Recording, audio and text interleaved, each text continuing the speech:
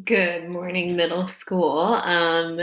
Welcome. It is January 31st. We will be back together next week, which will be February, which is crazy. We'll be back in person or also on Zoom at 9:30. Today we're talking about um, honor and respect. And this is part of a series called Trending. And so these are things that are just there. It's a topic that is relevant and trending in the middle school world. So some could be funny, other times they're pretty serious. And this one is like pretty serious and I think can really impact the way that we live our lives and the way that we interact with others. Um, keep in mind, like as we go through this, obviously we're on YouTube this week. But when we're back together every other week, it's a safe place. We're here to answer questions. We're here to encourage and support one another. So, with a topic like honor and respect and all these like really important things, as serious as they are, like this is a safe place where you can ask those questions. So, today specifically, we're talking about consent. And maybe you've heard this word before, like your parents probably have to sign consent forms for like field trips, or if you go on a retreat or something, there'll be like a parental consent in order for you to participate in a certain activity. Or maybe you've heard it used a little bit more seriously, things that you've heard in the news. So, like, what exactly do we mean when we're talking about consent? So, definition wise, consent is to give permission for something to happen, to agree to do something or allow something to take place.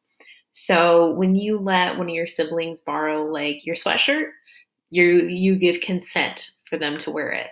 When you let someone play on your new game system, you're giving them consent to do it.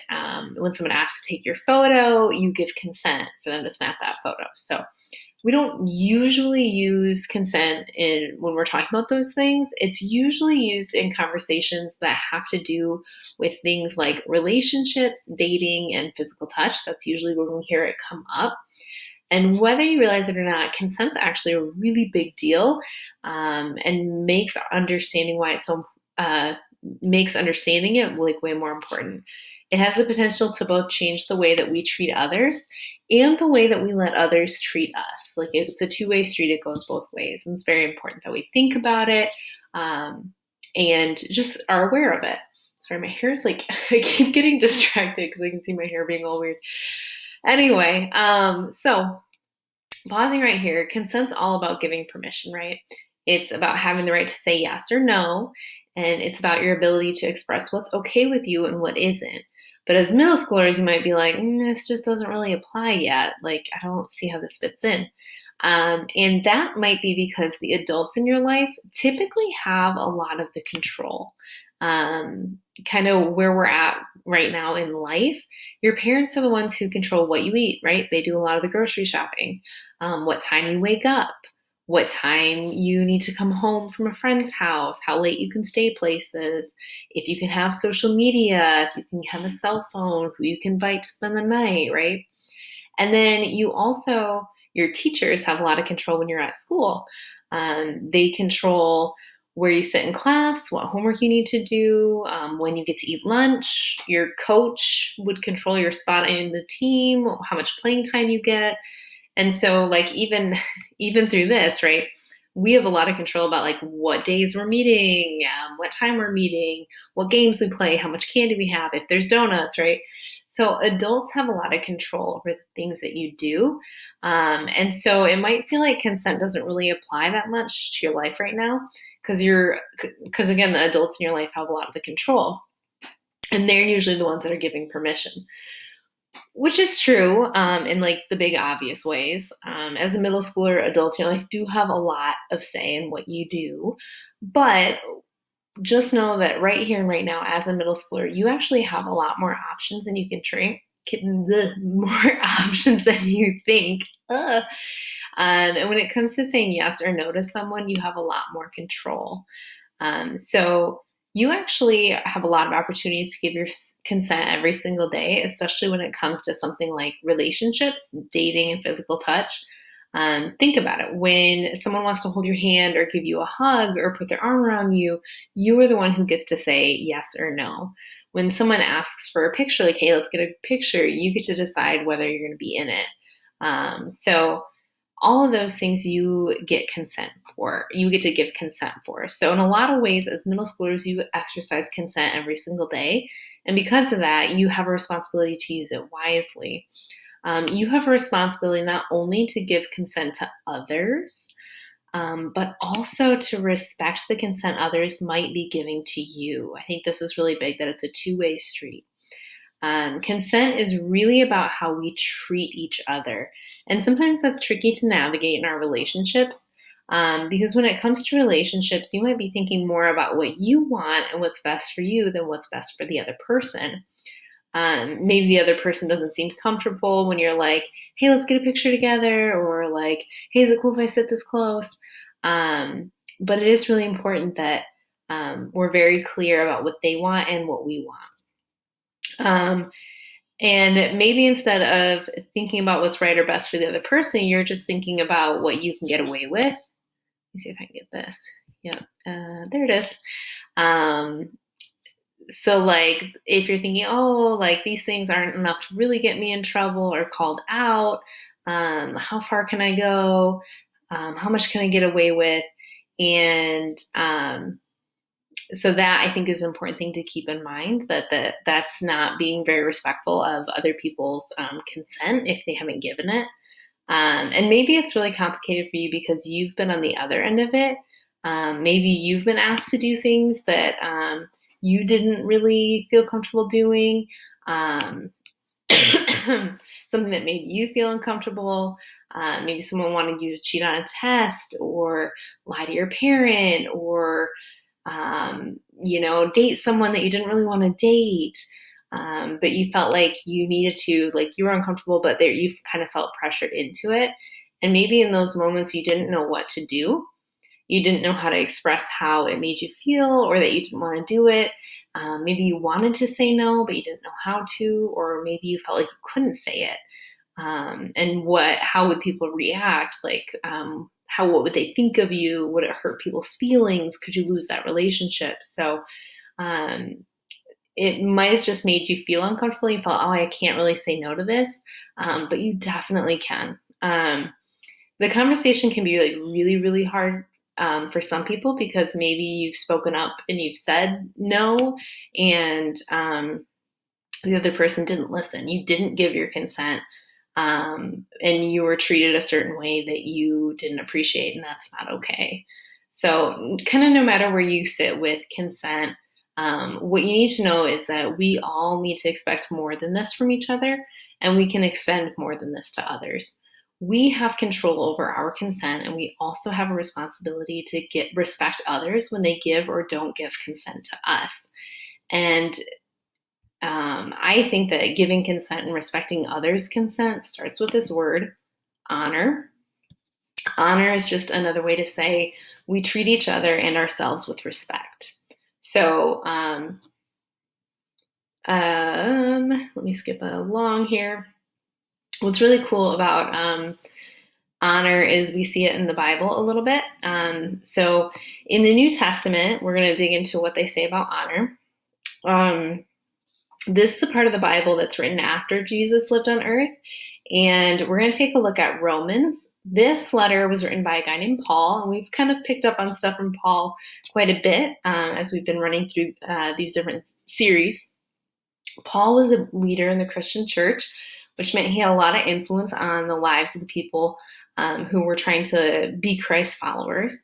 And he spent a lot of time traveling and sharing the message. He would write letters, and he really wanted to use his influence to encourage them and support them and share wisdom on how they could live their best possible lives and lives that honored God. So we're going to look at one of the things Paul said in his letter to the church in Rome. He said, "Be devoted to one another in love. Honor one another above yourselves." Paul says the one way that we can show others that we love them, that we really care about them, is by honoring them. And so what does that actually look like? Remember that honor is another way of saying respect. So when we honor someone, it means that we treat them with respect. We show and the way that we show respect to people is through our words, our actions, our thoughts, and our behaviors. So you can honor your teacher in class by not talking when they're talking. You can honor the new kid at school by deciding not to tease them in the lunchroom when everyone else might be. You could honor your parents by not yelling and fighting with them and maybe following their rules. Um, and when it comes to things like dating, relationships, and physical touch, you can honor others by respecting their consent. So when someone tells you no, you stop right then and there. You don't pressure them until they say yes. You don't try to convince them to something that they don't feel comfortable with. And when someone doesn't want to go out with you, you respect that and you stop asking. When someone doesn't want you to touch them, you don't keep trying. You take honoring and respecting their wishes seriously. And that's kind of just the beginning of honor because consent's a big deal in relationship and it's a really important piece of what it means to honor someone else, but it's not the most we can do. Honoring someone else means going above and beyond. It means not putting that person or ourselves in a position that they don't want to be in. It means choosing what's best for them, even if it's the opposite of what you want to do in the moment. Because as Paul once said, going back to that verse that we read about Paul, we have to be devoted to treating each other this way. So, in other words, it's more than just a one time thing. When you're devoted or dedicated, you are loyal to it, you are sticking to it, you keep doing it over and over and over again. When you're like a devoted fan of your favorite band or team or YouTuber, you are committed to being their fan for the long haul, right? And that's devotion. So when you're devoted to treating someone else with things like love and respect and honor, that means you're committed to treating them that way all the time, not just once, but all the time. When we look back at what Paul said, he said that we're not just called to honor each other, we're supposed to honor one another above ourselves. So even though you might want something from another person, you honor their consent above all else. Even though you might be okay with a certain behavior, if the other person isn't okay with it, you need to respect their wishes. And what's cool is that we all deserve honor, right? It's not just something that we give, it's something that we also deserve. So, as much as we extend it to others, we should also expect to be treated with that same honor because every single one of us is created in the image of God. That and that alone means that we all deserve to be honored. Honor isn't just the higher standard you should extend, it's the higher standard that you should expect from others. And when someone doesn't honor you or gets angry that you ask to be honored, that's a sign that you need to take a step back from that relationship or that person because they might not want what is best for you. So this is kind of hard to hear sometimes, and maybe you've asked to be treated with respect or in honor in the past, and maybe you've expressed your consent or your wishes, and it wasn't respected, it wasn't honored, and then you're dealing with guilt or shame or embarrassment. So if anything like that happened, like I'm so sorry that that happened to you, but what happened is not your fault. You still deserve to be honored, and you still can be honored. You can honor yourself by talking about it today with someone that you trust. And I know this conversation can be hard. I know it can be tricky or sometimes awkward, but it's really important that we do understand this concept and that we apply it to our lives. Something that we really need to remember is to show honor to others and be honored by others. So, how do we do this? Let's start with showing honor to others. One step we can take is to make honor our goals. So in our relationships with others, make honor the way that you approach other people, live and treat them with respect, and make that the filter for how you interact with everyone. And a part of that is respect the no. So a lot of times when it comes to consent, it's just that we're not listening to other people. So make sure that we're paying attention to others' words and their actions and even sometimes their body language. Listen to and respect what they're saying in terms of consent. Understand that no means no.